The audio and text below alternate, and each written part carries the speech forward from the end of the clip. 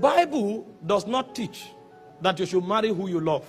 And so when you are looking for a wife or you are looking for a husband, your feeling is not qualified to lead you.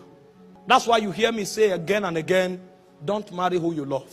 One of the major reasons for divorces as touching relationship, emotions, come from the fact that people jump into marriage based on the feelings they have for others.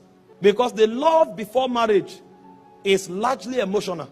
There are many reasons for divorce. Financial issues, plagues, so many things.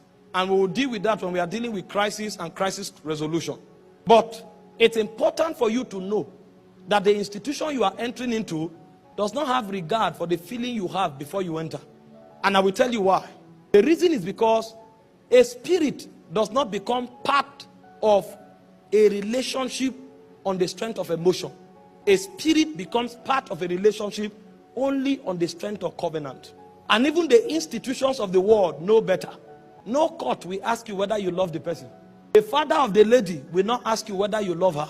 Because they know that when the agreement is knotted, even if it's 1 second after the agreement, if you don't love the person again, it's not enough reason for you to come out. And because your lack of emotions or feelings does not give you the right to come out, it is not a requisite for entering. The only basis where love could be a prerequisite for marriage would have been that if you enter and you don't love anymore, you are able to come out.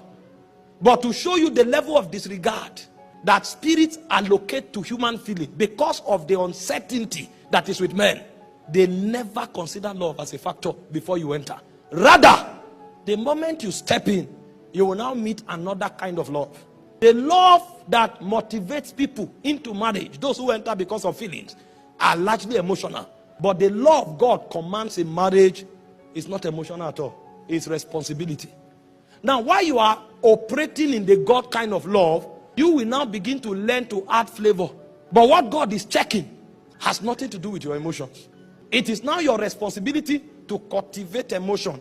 And as I show you how God leads men to marriage, you will discover that God will not consult with your feeling. For those of you who are spiritual, you know what I'm saying.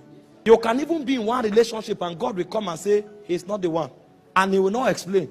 And then while you are focusing on another one, God can come and say, it's another person. And when you check the person, all the specs that you idolized in your soul will not be there.